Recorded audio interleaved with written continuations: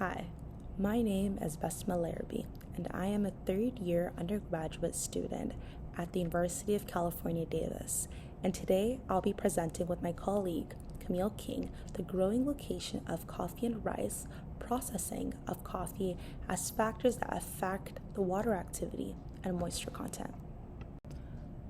Moisture content and water activity are important parameters that define the revenue, storability, and shelf life of dry produce.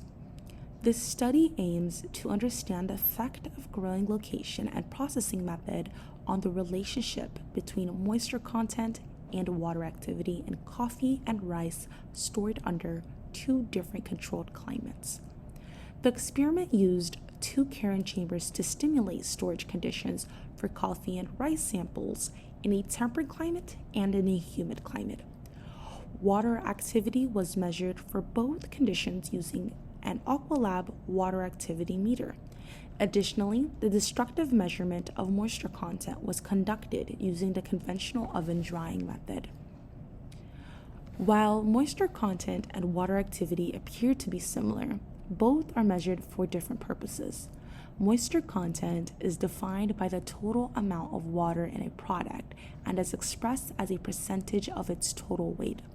The moisture content is a useful measurement to determine the product's dry weight, yield to determine when the drying process is complete.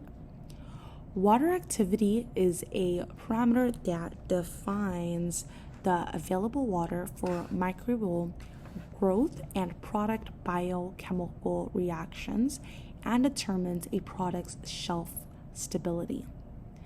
Understanding this relationship could improve crop storability and prevent over-drying.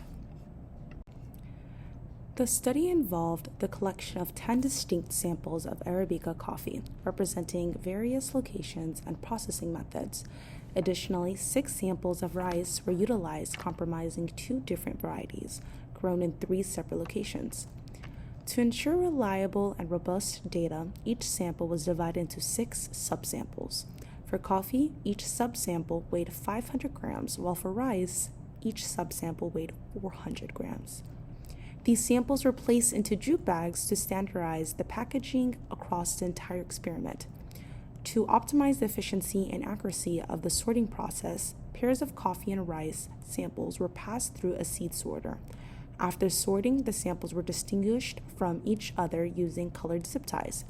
Each sample was split equally into 2 subsets, ensuring 3 subsamples for each subset and placed into carrying chambers to equilibrate at the controlled temperature of 30 Celsius and a relative humidity of 55%. The equilibration process was monitored using Kestrel D3 sensors to ensure consistent relative humidity levels. To verify if the samples were adequately equilibrated, 4 scales with data loggers were constructed using Arduino, an SD card reader, a load cell sensor, and a signal amplifier. In each chamber, a pair of scales were positioned to weigh the coffee and rice samples.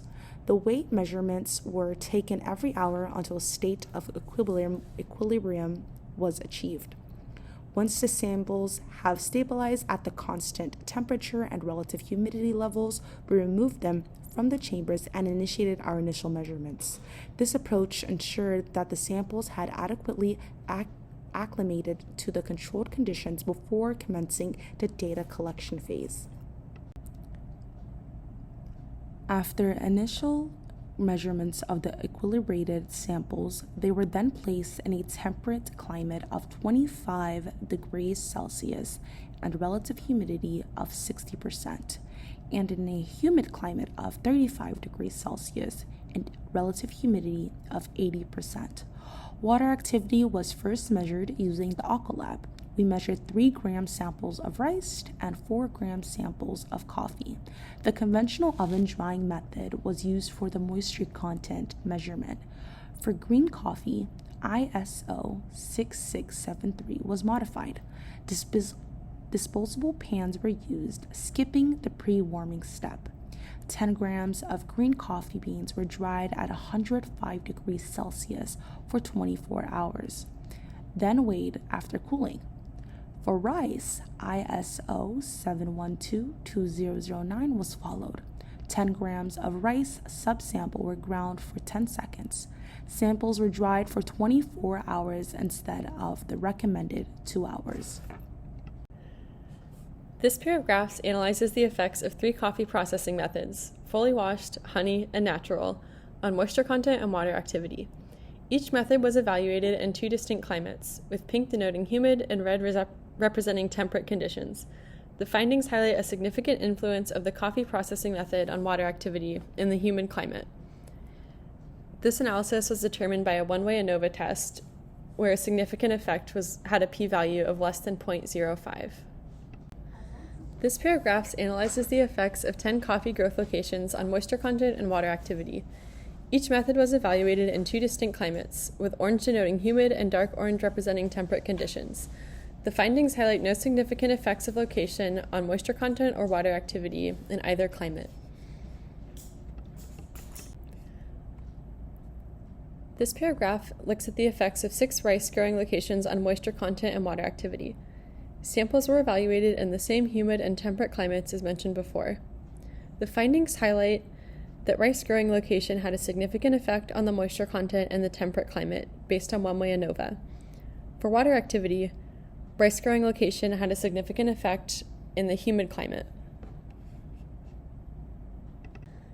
In our study, a significant effect was defined by a one-way ANOVA test with a p-value of less than 0.05. We can conclude that the coffee processing method had a significant effect on water activity in the humid climate. Rice growing location had a significant effect on moisture content in the temperate climate and on water activity in a humid climate. Further understanding of effects of variety in processing methods on moisture content, water activity, and the relationship between the two has potential to improve crop storability, prevent overdrying, and minimize crop losses. The methods used in this study could be extended to create a full sorption isotherm at multiple climates, since this study examines 2 climates for a partial isotherm. The methods used in this study could be extended to other crops as well.